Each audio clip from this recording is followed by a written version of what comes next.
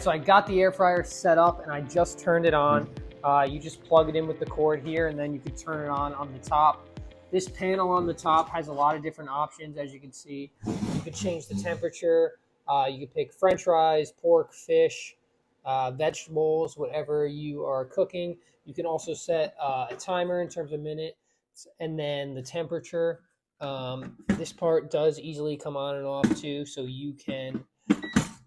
That's pretty cool. I didn't even realize that. When you take it off, the top stops working, and then when you put it back on, it starts working again. So it needs to click into place. Very cool. This handles on the outside allow you to carry around the whole thing.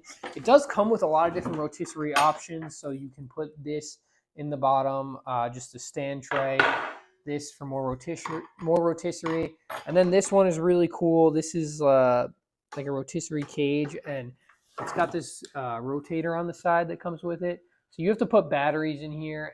It takes 4 AAA batteries. That does not come with the set. And then to turn it on.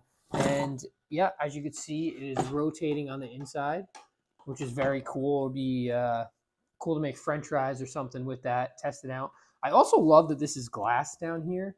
I've seen other air fryers where you can't necessarily see what's going on the inside, but to be able to look in and see, oh, okay, my French fries look like they're done. Okay, they're not.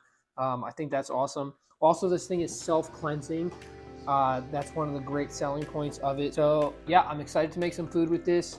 I was sent this product for editorial consideration. That was my honest review and feedback. Overall, looks like a really great product, and I'm excited to test it out.